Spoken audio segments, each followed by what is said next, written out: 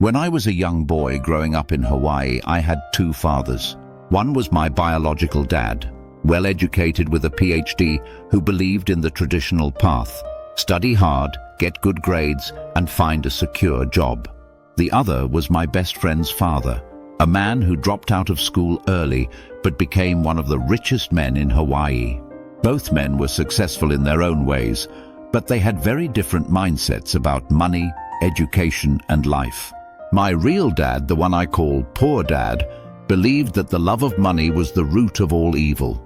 My friend's father, my rich dad, believed that the lack of money was the real problem. From a young age, I found myself torn between two philosophies. One said, go to school, get a job, save money. The other said, learn how money works, make it work for you. So I started to learn about money from my rich dad. He didn't teach me in school or give me handouts. He taught me by making me work in his small stores for free so I could see how money moved. He said, the poor and middle class work for money.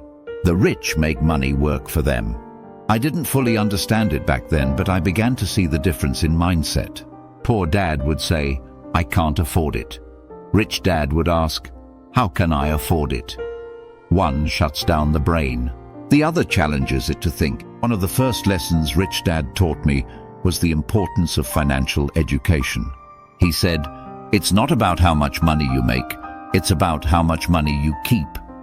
He taught me that assets put money in your pocket and liabilities take money out. Most people confuse liabilities with assets. For example, many believe their house is an asset, but if it doesn't generate income, it's really a liability. True assets include things like investments, real estate, stocks, and businesses. The key is to build a portfolio that generates passive income. Rich Dad also emphasized the power of entrepreneurship. He encouraged me to start businesses, take calculated risks, and learn through experience. He believed school teaches you to be an employee, not an owner. Don't work for money, he said. Learn to manage it. Meanwhile, Poor Dad kept climbing the ladder, working hard, hoping for job security and retirement benefits. But he was always stressed about bills, mortgages, and the fear of losing his job. He taught me to play it safe. Rich Dad taught me to play smart. Rich Dad said the rich focus on acquiring assets first, then use the cash flow to afford luxuries. Poor people buy luxuries first, often with debt, and struggle financially.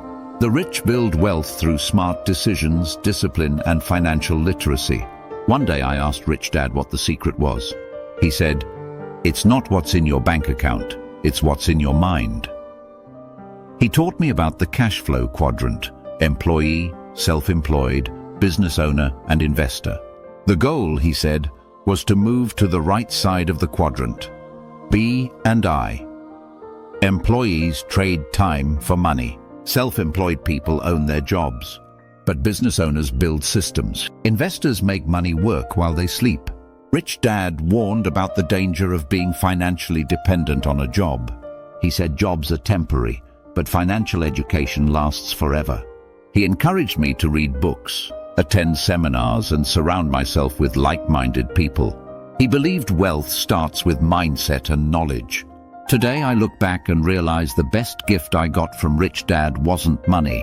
It was the understanding of money, how it flows, grows, and how to multiply it.